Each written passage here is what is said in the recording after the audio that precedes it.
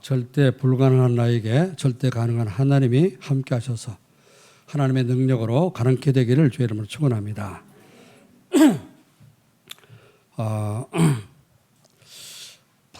플랫폼 전도라는 말을 계속 여러분이 듣게 되는데 왜 플랫폼 전도라는 말을 계속 우리가 해야 되느냐.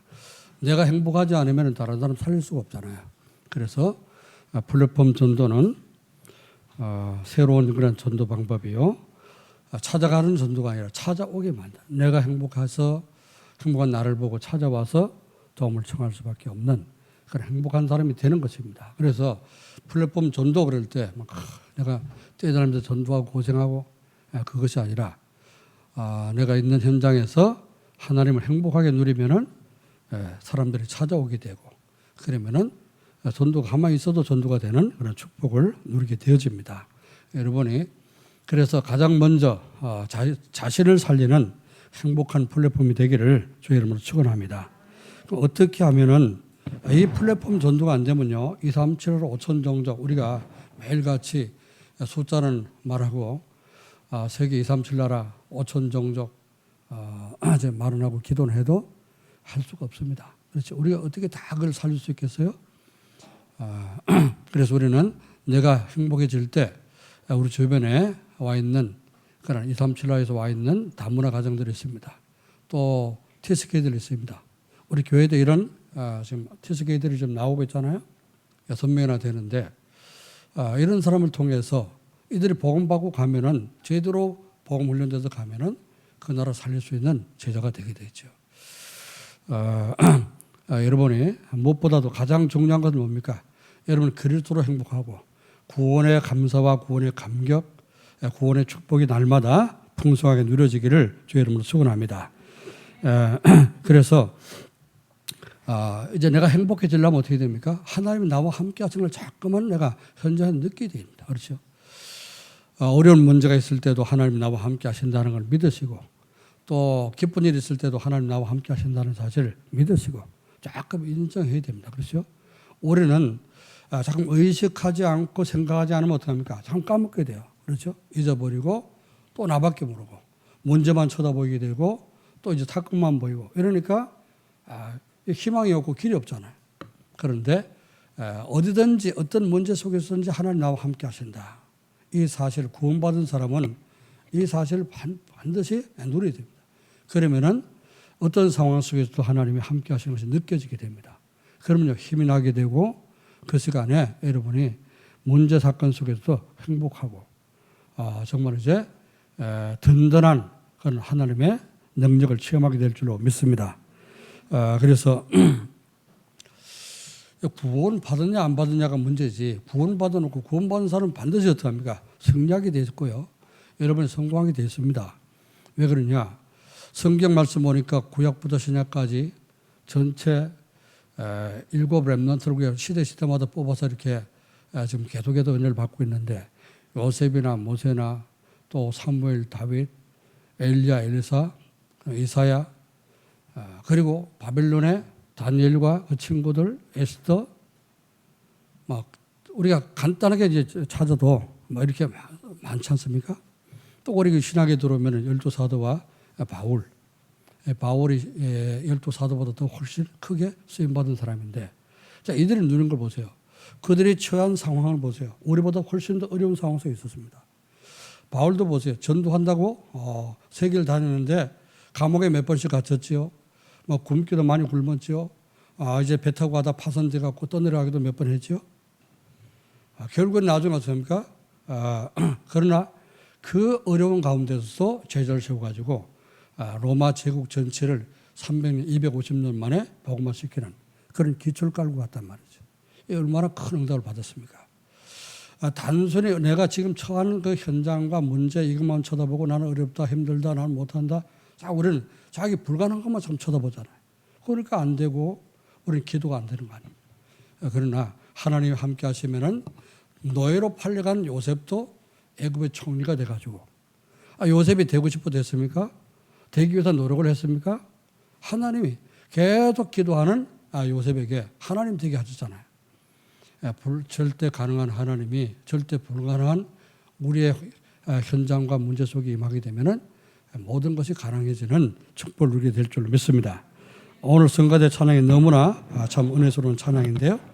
모든 성도가 그렇게 되어지기를 주의 이름으로 축원합니다. 그래서 오늘 9월 달은 첫 번째 주가 뭐죠? 플랫폼 전도가 뭔가 그러지 않습니까? 플랫폼 전도는 무엇인가? 플랫폼 전도는 내가 행복해져서 사람들이 잠깐 찾아와서 전도가 되는 것. 이게 플랫폼 전도를 했죠. 지난주는 무슨 말씀했습니까? 지난주에는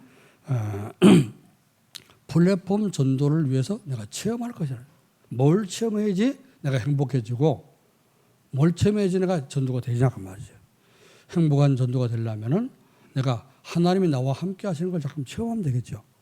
그리스도 하늘나라 성수 이것이 자꾸만 현실 속에 현장에서 체험되면은 그러면 여러분 행복해지고 그러면 사람들이 보고 찾아오는 그런 전도가 되지는 플랫폼적인 전도가 될 줄로 믿습니다. 그럼 오늘은 플랫폼 전도로 살려야 될 현장. 그럼 이렇게 내가 행복한 축복을 누리면서 어떤 현장을 살려야 되느냐. 살려야 될 현장을 말씀하고 있습니다.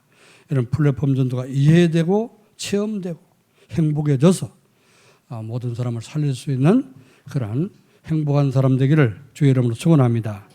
자, 오늘 여러분 가지고 나온 모든 염려, 걱정, 근심 다 주님께 내려놓고 또 여러분 고민하는 거 그 고민거리 다 어떻게 합니까? 주님께 내려놓고 오직 마음을 활짝 열고 하나님 말씀에 귀를 기울이고 집중해서 하나님 주시는 축복과 응답을 받기를 주의 이름으로 축원합니다. 자, 그럼 내가 살려야 될 플랫폼 전도로 살려야 될 현장은 어떤 곳인가? 네, 첫 번째입니다. 누군가의 도움을 받아야만 살 수 있는 사람들이 있습니다. 그렇죠? 그런 사람을 우리가 돕는 거죠. 자기 힘으로 살 수 있는 사람은 우리가 도울 필요 없고 누군가의 도움이 없으면 내가 살 수 없다 하는 그런 사람들이 있는데 그런 사람이 어떤 사람이냐?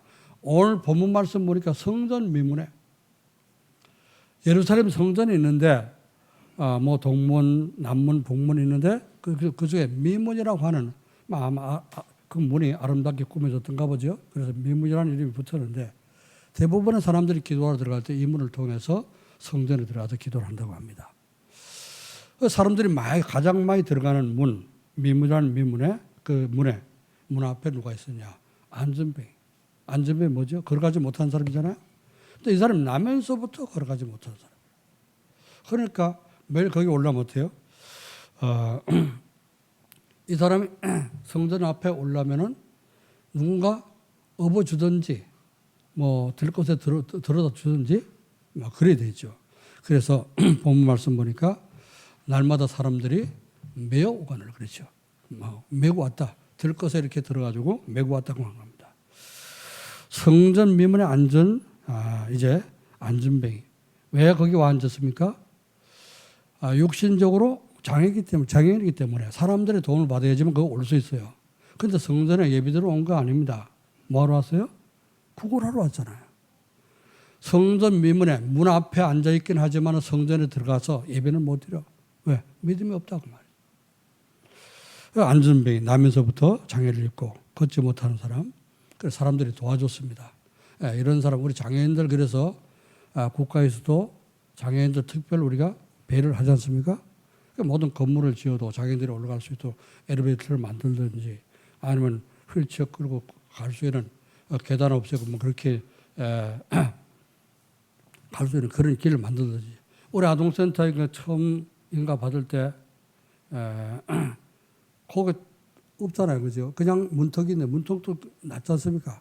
그런데 거기에 휠체어 들어갈 수 있도록 그걸 만들어야지 허가를 내준다 그래가지고 제가 시멘트 갖다 개가지고 그 올라가는 길을 만들었어요. 지금도 있는데 그래 놓으니까 이제 허가 나오더라고요.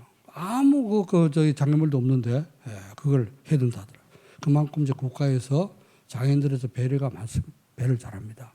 그건 굉장히 좋은 일이라고 봅니다. 그렇죠?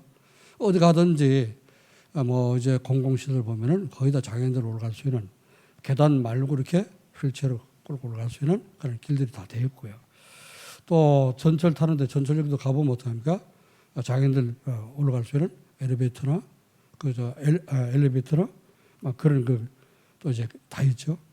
또 택시를 타도 장애인들 탈 수 있는 휠체어 끌고 탈 수 있는 그런 택시도 지금 나와 있습니다.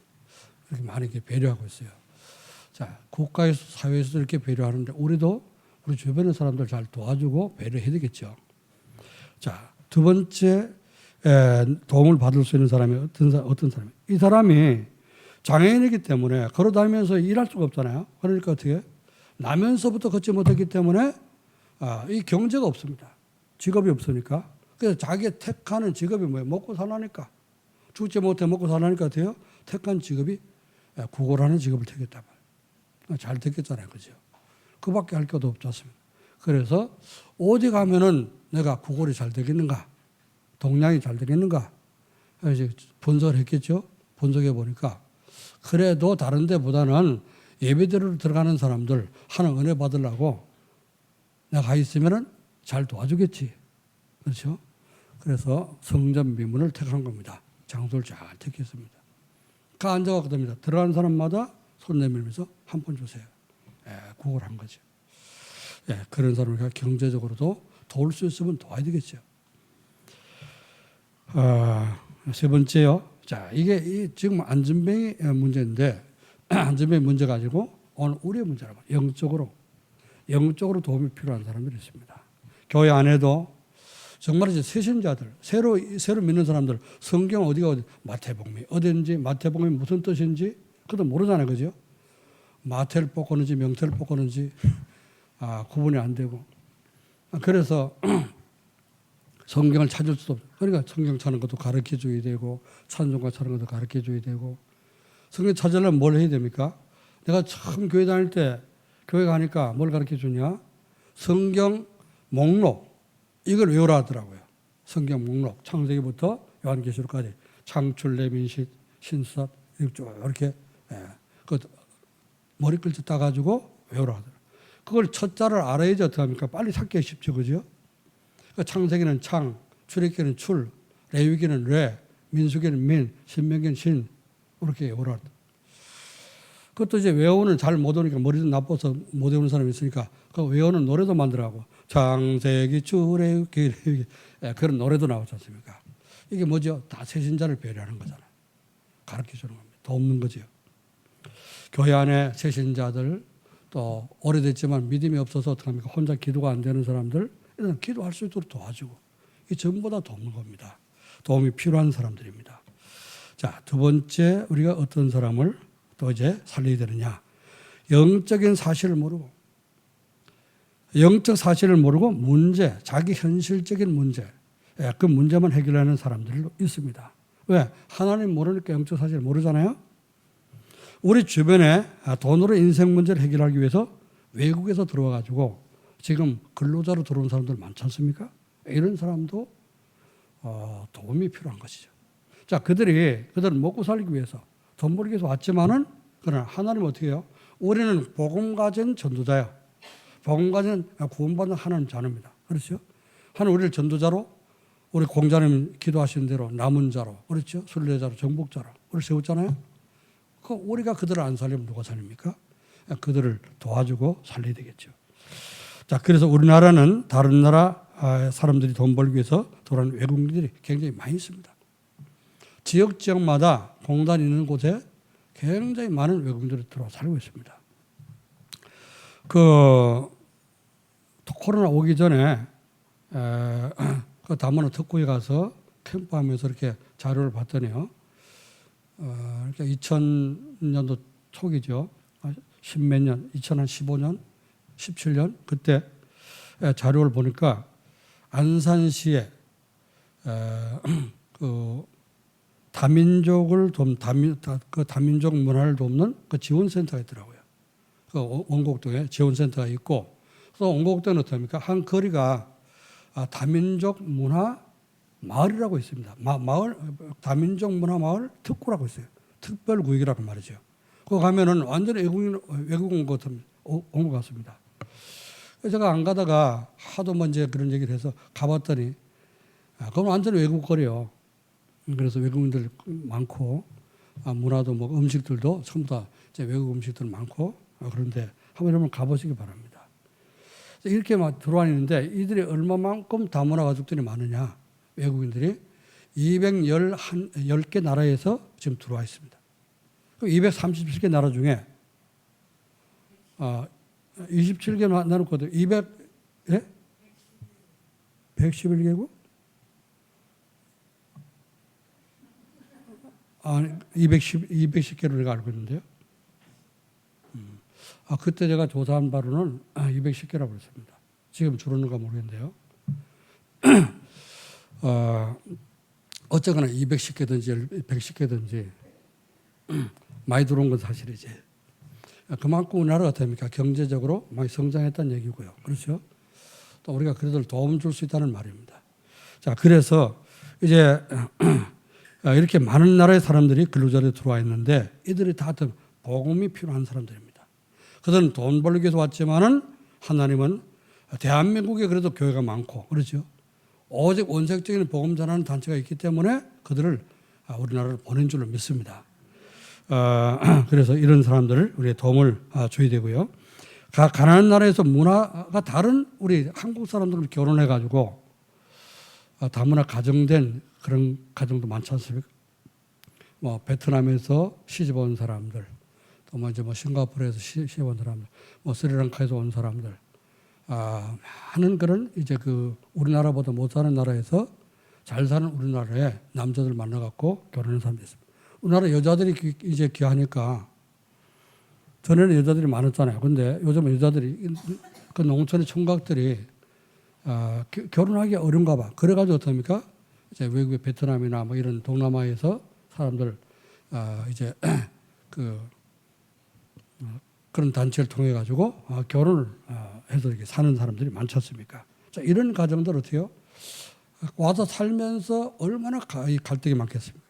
들어온 사람들 같이 사는 남자나 또 가족들이 서로 말이 안 통하잖아요. 말은 어쩌다가 이제 뭐 쭉 오래 살다 보면 말 통하겠죠. 그런데 어떻습니까? 정서는 절대로 이렇게 안 통하는 거예요. 문화는 안 통하는 겁니다. 그러니까 우리가 말하는 뭐죠? 놀이끼리 하다, 쌉싸름하다 이런 말 절대 못 알아듣는 거죠. 정서적으로는 안 통하는 거예요. 그러니까 아이들은 어떻게 금방 또 이렇게 적응해서 말을 배우는데 아이들하고 부모들하고 또 이렇게 말이 안 통합니다. 우리나라 사람 이민 가고 미국 사람들 미국 가정도 마찬가지입니다. 그런데 이런 가정들 다 우리가 도와야 될 복음으로 도와야 될 그런 가정들입니다. 자, 문화가 다른 엄마 아빠 사이에서 태어난 아이들 자신의 정체성을 몰라. 내가 한국 사람인지 또 뭐 중국 사람인지 또 러시아 사람인지 정체성을 잃어버리고 사는 아이들도 많습니다. 와서 태어난 사람은 뭐 한국 이제 시민권 바로 나오지만은 그러나 이제 데리고 온 아이들이잖아요. 그러면은 정말 이제 애매하거든요. 그래서 그런 아이들 갖고 뭐라 그럽니까? TSK라, TSK. 제3 문화의 자녀들이라. 그렇게 해서 TSK라는 단어를 붙이는데요.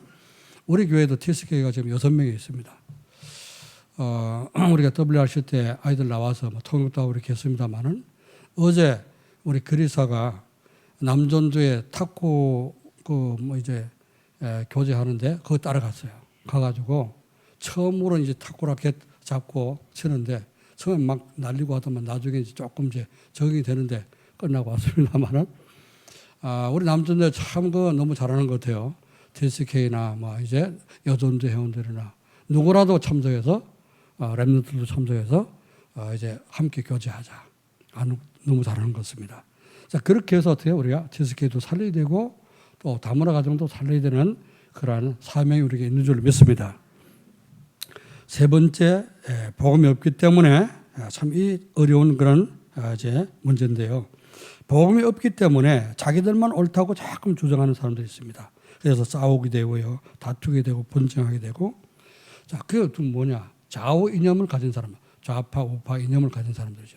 교회에서는 그런 거 절대 하면 안 됩니다. 그렇죠? 세대 간에 또 이제 그 이념 때문에 다투는 그런 사람들도 있고 세대 간의 갈등도 많아요. 세대 간의 갈등은 뭐냐? 여러분 가정에서 있는 일들입니다. 자, 그래서 그걸 좀 설명을 좀 드리면은 지금 우리나라는 조선 말기처럼 이념 갈등이 너무 심하잖아요. 이게 동서남북에 널려 있습니다. 동쪽과 서쪽은 지역 갈등입니다. 그렇죠? 지역 갈등이고 남북은 뭐죠? 이념 갈등입니다. 공산주의, 민주주의, 이념적인 갈등이죠. 어쨌거나 우리는 하나님이 원하시는 건 이제 공산주의도 아니고 공산주의보다는 조금 민주주의가 낫지만 그렇죠. 그러나 교회에서는 민주주의도 아닙니다. 오직 복음주의죠. 그래서 이런 부분을 우리가 알고 이런 갈등 속에 있는 사람들도 우리가 복음전에서 살려내야 될 그런 사명이 우리에게 있습니다. 여러분 세대 갈등이 있다고 하는데 세대 갈등은 뭘 얘기하느냐. 세대들이 세대 한 세대가 30년입니다. 30년을 잡고 있는데요. 부모하고 이제 자녀 간에 이 뭡니까 몇 년 차이나 거의 한 30년 차이 나죠, 그죠? 결혼에 한 30대 돼가지고 결혼하면은 아이 낳게 되면 30년 차이 나잖아요, 그죠? 한 세대를 30년을 잡고 있습니다. 그 세대가 부모하고 자녀 간에도 이 30년 차이가 난단 말이죠. 그럼 굉장히 차이가 많이 나는 거예요. 부모 자녀 간에도 갈등이 있을 수가 있고요. 사회가 이런 사회가 이루어지니까 사회 안에도 갈등이 많이 일어나는 겁니다. 그래서 요즘 이제 일어날 그 사용되는 언어들 보면은 베이비붐 시대 그러잖아요. 베이비붐 시대가 뭐야? 그래가 찾아봤어요. 베이비붐 시대가 뭐냐? 베이비붐 시대는 전쟁 이후에 제2차 대전 끝나고 전쟁 이후에 태어난 갑자기 아이들이 많이 태어난 그런 시대. 그걸 베이비붐 시대라고 합니다.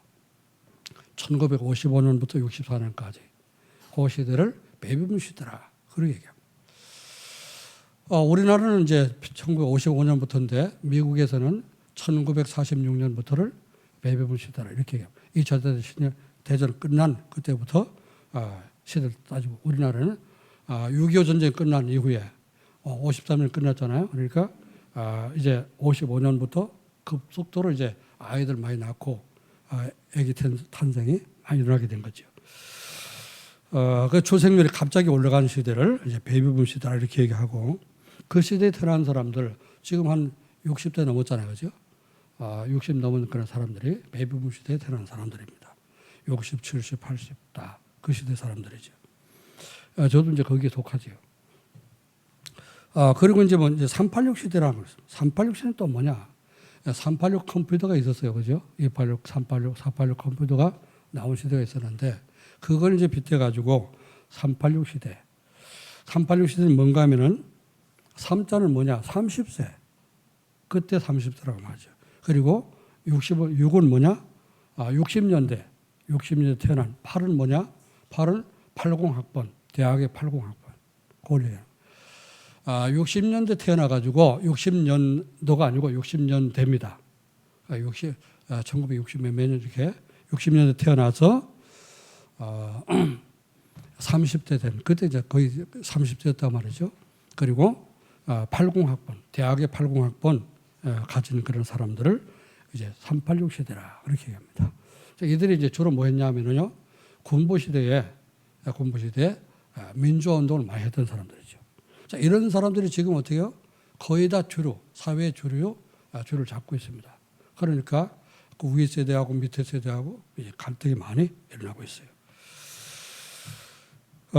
그리고 이제 586 시대라고 했습니다. 586은 뭐냐? 586 지금 2023년도에 보니까 그들이 몇 살이 됐어요? 386 시대 태어난 사람들이 50세가 됐단 말이죠. 50대가 된 거야. 그래서 586 세대라 이렇게 얘기를 합니다. 586 세대, 386 세대는 같은 세대 사람을 얘기하는 겁니다. 그럼 MZ세대라고 합니다. MZ세대. MZ세대는 뭐냐? 2000년 가까이 들어가지고 이제 태어난 사람들. 그리고 2000년 초반과 2000년 전반에 태어난 사람들. MZ세대라. 이제 특별히 이제 이 시대를 뭐가 특징인가 하면 아날로그 시대에서 디지털 시대로 바뀌는 그런 디지털 시대에 태어난 아이들이죠. 그렇기 때문에 컴퓨터에 굉장히 능합니다. 그리고 뭐 인터넷이나 이런 컴퓨터에 능합니다. 저만 해도 이제 이 컴퓨터에 컴맹이라서 잘 모르는데 컴퓨터는 문제 생겼다. 그럼 이영원집도 빨리 부르고 변집사를 부르든지 이세훈을 부르든지 부르야 되는 거예요. 이제 내가 부르니까 귀찮겠지요, 그죠? 그렇지만 해줘야 되잖아. 컴퓨터 잘 모르니까. 안 그래? 그러니까 갈등이 있는 거지. 부름 받으니까. 뭐 또 뭐 핸드폰 이렇게 하다 보면 뭐 이게 뭔지 모르는 아이가. 용어 자체를 모르는 거예요. 그렇죠? 베이비붐 시대에 태어난 사람은 우리 공장놈이나 우리 저기 신장놈 이런 사람들은 어떻습니까? 그 용어 자체가 이해가 안 돼. 그러니까 읽어봐도 몰라요. 그래서 이제 MZ세대를 부르는 거죠. 자녀를 부르든지 뭐 랩런트를 불러갖고 물어보면은 이게 귀찮단 말이죠. 그것도 몰라요. 이러면 굉장히 자존심 상합니다. 보통 이게 갈등이 아니라 이게. 이런 갈등을 여러분 뛰어넘고 이런 갈등들이 있는데 이게 뭘로 해결되냐? 절대로 대화 갖고는 안 됩니다. 대화 자체가 안 되기 때문에 그렇죠?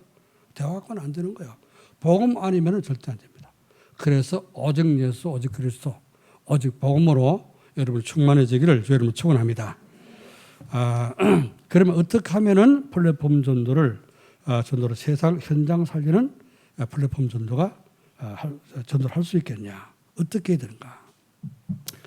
첫 번째 해결책입니다. 성도들이 영적인 힘을 공급받을 수 있는 서밋 타임을 가져야 되는 거예요. 또 서밋 타임은 뭐냐? 내가 영적인 대통령이 될 수 있도록 육신의 대통령을 못 돼도 영적인 대통령, 영적인 지도자가 될 수 있도록 여러분 하나님 앞에 기도하는 시간을 가지는 것입니다. 하나님을 기도하고 하나님의 응답을 받고 힘을 얻는 그런 시간을 가지는 거예요. 그래서 성도들은 모든 구원받은 성도들은요 영적인 힘을 공급받을 수 있는 그 서밋함을 어떻게 가져야 되냐? 자기 혼자서 하나님 앞에 기도할 수 있는 그 시간을 분명히 가져야 됩니다. 오늘 베드로와 요한이 시간을 정해서 그렇죠. 제9시 기도하는 시간에 그렇죠. 시간을 정해서 성전에 기도하러 올라갔습니다. 자, 유대인들의 특징은 뭐냐? 하루에 3번씩 반드시 기도합니다. 모슬렘은 하루에 5번 기도하는데요. 유대인들은 하루에 3번씩 분명히 기도합니다. 자, 우리는 몇 번씩 기도해요? 우리는 셀 수 없이 무시로 기도합니다. 할렐루야. 24시 무시 기도해야 되는 거죠. 자, 그래서 이 베드로와 요한이 기도하러 올라갔다 그랬죠. 무슨 시간에? 그게 바로 정시 기도 시간입니다. 여러분이 하루 한 번이라든지 두 번이든지 3번이든지 할 수 있는 만큼 시간을 정해서 기도할 때 여러분의 영적인 힘을 얻게 될 줄 믿습니다. 그 시간에 여러분을 영적인 대통령, 영적 서밋으로 세우는 그런 시간인 것입니다. 그래서 자신의 힘으로 왜 이 베드로와 요한이 성전에 기도하러 올라갔냐? 내 힘 갖고는 절대 시대를 살 수 없기 때문에 내 힘 갖고는 절대 이제 시대에 우리가 복음을 전할 수 없기 때문에 그래서 하나님 주신 능력을 받기 위해서 기도하러 올라간 것입니다. 사도행전 1장 4절 8절에 예수님 말씀했잖아요. 너희가 예루살렘을 떠나지 말으라. 요한은 물로 세를 베풀었지만 너희는 성령으로 세를 받게 되리라. 그 약속하신 말씀을 붙잡았습니다. 오직 그 성령이 너에게 마시면 너희가 권능을 받고 예루살렘과 온 유대와 사마리아 땅까지 이르러서 내 증인 되리라. 이 말씀을 이제는 베드로가 어떻게 합니까? 굳게 붙잡은 거죠. 전에는 말씀을 붙잡고 잊어버리기도 하고 했지만은 예수님이 하신 말씀은 반드시 성취되는구나. 이걸 깨달았죠. 어떻게 깨달았습니까? 예수님 부활하신 것을 보고 내가 죽고 3일 만에 부활할 것이다. 그 말씀을 하시는데 말씀하신 대로 부활했잖아요. 그죠? 그걸 체험하니까 예수님이 하신 말씀은 뭐든지 성취되는구나. 이걸 깨닫기 때문에 예수님이 마지막으로 그들에게 주신 메시지를 붙잡고 기도한 겁니다. 오직 성령이 임하도록 열흘 동안 집중해 기도했는데 지난주 말씀처럼 사도행전 2장에 오순절날 성령 충만을 받게 되는 체험을 하게 됐습니다. 여러분이 이 체험이 되어지기를 주의 이름으로 축원합니다. 하나님이 주시는 힘, 하나님께서 역사하시는 성령의 능력이 우리에게 임하도록 기도하는 것입니다. 자, 그리고요, 두 사람이 합심해서 기도하면 예수님은 반드시 이루어 주신다고 했기 때문에 베드로는 요한과 더불어서 성전에 올라가게 된 겁니다. 우리 성도들이 모일 때 두 사람, 세 사람 모여서 여러분이 합심해서 기도하면은 반드시 하나님이 응답할 줄 믿으시길 바랍니다. 진실로 다시 너희에게 이르노니 너희 중에 두 사람이 합심해서 무엇인지 구하면 하늘에 계신 내 아버지께서 저희를 위하여 이루게 하시리라. 저는 분명히 말씀했습니다. 구원받은 성도는요, 기도로 보좌에서 내리시는 축복, 그 힘을 얻어야 됩니다. 여러분이 모여서 기도하고 흩어져서 혼자 기도하고 어쨌거나 형편되는 대로 여러분 환경되는 대로 하나님 앞에 기도가 되어지고 하나님 주신 힘을 얻으시기를 주의 이름으로 축원합니다. 자, 두 번째는 뭘 해야 됩니까?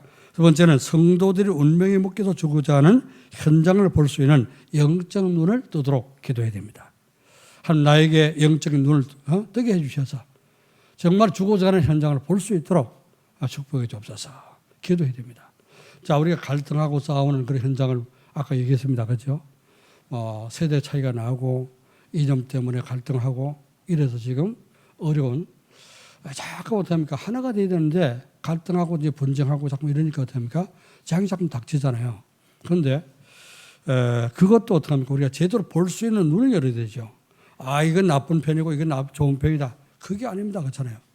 어떤 게 다 똑같은 거예요. 하나님 없으면 그들이 어떻습니까? 좌표든 우표든 뭐 진보든 보수든 다 똑같은 겁니다. 그렇죠? 다 문제가 있고 다 그 장점이 다 있고 단점이 다 있는 것이죠. 그러니까 우리는 그게 문제가 아니라 복음으로 하나님께 되기를 어떻게 보시고 하나님은 우리가 어떤 나라가 되기를 원하시냐 이걸 우리가 봐야 될 거잖아요. 그렇죠? 여러분이 복음 가지면은 양쪽 다 여러분이 살리게 될 줄로 믿습니다. 그래서 이걸 볼 수 있는 눈이 열리도록 우리는 기도해야 되는 것이죠. 베드로가 안진뱅이를 볼 때 뭐가 보였습니까? 아, 이 사람이 걷지 못하는 안진뱅이구나. 이걸 본 게 아니죠. 자, 그가 뭐 했습니까? 안진뱅이가 베드로를 보고 뭐 했어요? 한 푼 줍쇼 하고 손을 내밀었잖아요. 그죠? 그럴 때 그 내민 손을 본 것이 아닙니다. 베드로의 눈을 뭐가 보였어요? 아, 이 사람에게 그리스도가 필요하구나. 이 사람 암만 도와주면 뭐 하겠냐? 걔도 거지인데. 그렇죠? 영적인 거지를 면하도록 하나님 자녀가 되도록 영적 문제 해결해 줘야 될 거 아니야. 그게 복음이 필요한 겁니다. 아멘. 그래서 이제 손을 내밀 때 베드로가 뭐라 했죠? 우리를 주목해 봐라. 우리를 주목해 봐라. 주목해서 쳐다봤죠. 뭘 얻을까 하여서 이 안전뱅이가 뭘 얻을까요? 큰 돈을 주는 줄 알고 큰 돈 얻겠다 싶어서 이렇게 딱 주목해 봤다고 했습니다. 그랬더니 손을 잡고 하는 말이 내게 은가금, 네가 구하는 은가금은 없다. 그렇지만 내게 있는 이것을 내게 주노라. 이것이 뭐요? 이것이 뭐요? 이것이 뭐요? 돈 없다 그랬으니까 있는 거, 베드로에게 있는 거 뭐죠? 그리스도밖에 없다고 말이에요. 내게 있는 이것을 네게 주노니 금화, 은화, 지폐 그보다 더 큰 축복인 그리스도. 아멘. 그리스도를 네게 주노니 곧 나사렛 예수 그리스도의 이름으로 일어나 걸으라. 그 인생 근본 문제를 해결해 버린 겁니다. 아멘. 네, 이게 정확한 답이 되는 것입니다. 그래서 그걸 볼 수 있는 눈이 우리에게 필요한 것이. 자, 그래서 모든 사람에게 이 문제, 저 문제, 많은 문제들이 있습니다. 그 문제 다 뭐 때문에 온 거예요? 하나님 떠나서 온 거잖아요. 그죠? 그러니까 그 문제 해결할 길은 뭡니까? 하나님 만나는 길인 그리스도. 그리스도가 가장 필요한 줄로 믿습니다. 자, 그래서 그리스도 믿는 자들에게 이제 뭘 줬습니까? 우리 예수님이 귀신 쫓아내고 병든 자를 치유할 수 있는 권능을 줬잖아요. 마가복음 16장 17절 18절에 믿는 자들에게는 이런 표적이 따르리니 곧 저희가 내 이름으로 귀신을 쫓아내며 새 방언을 말하며 뱀을 집으며 무슨 독을 마실지라도 해를 받지 아니하며 병든 사람의 손은 온전적 나리라 하더라. 할렐루야. 이 축복을 여러분이 누려야 될 줄로 믿습니다. 정확한 이제 문제를 보고 이제 안전병의 문제는 그하고 의학이 해결할 수 없습니다. 그렇죠? 그때 당시 의학으로는 안전병이 다리를 펼 수가 없어요. 지금도 안 됩니다. 그렇죠? 지금도 아무리 의학이 발달해 지금도 안 돼. 돈 갖고도 안 됩니다. 돈이 아무리 있어도 그 가지고 뭐 차는 타고 다닐 수 있겠지만은 자기 문제 절대 해결 안 되죠. 그리고 하나님 떠나서 지옥 갈 그 문제는 절대 해결할 수 없습니다. 그래서 베드로가 그걸 보고 정말 그리스도를 증거해서 이들을 살려냈는데 모든 사람은 다 태어나면서부터 뭐에 빠졌습니까? 사단의 함정에 빠져있단 말이에요. 사단의 함정에 빠져있고 사단의 함정이 뭐지요? 나중심, 물질중심, 성공중심 여기에 빠져서 이 사단의 함정은요 굉장한 좋은 망대 같아요. 그렇죠? 나중심, 나를 조금 높이고 나를 하나님처럼 생각하니까요. 나를 하나님처럼 이제 대우를 받으라고 하니까 굉장히 좋아합니다, 사람들이. 그리고 물질, 돈 싫어하는 사람 아무도 없잖아요, 그죠? 이게 여러분, 단돈 1,000원이라도 줘보세요. 그거 싫어하고 내버리는 사람 아무도 없습니다. 100원짜리 좀 내버릴까? 100원짜리도 안 내버리겠지, 그지? 1원짜리 주면 요즘 1원짜리 안 나오지, 그지? 돈 싫어하는 사람 아무도 없습니다. 아이들도 다 알아요, 지금. 예기미도 다 알아. 1,000원짜리, 5,000원짜리, 10,000원짜리, 50,000원짜리 다 알아. 그러니까 돈 싫어하는 사람 아무도 없습니다. 근데 그 돈 갖고 절대. 해결할 수 없는 그 문제, 그게 바로 근본 문제입니다. 자, 이것을 볼 수 있어야 되지. 그리고 성공 싫어하는 사람은 아무도 없습니다.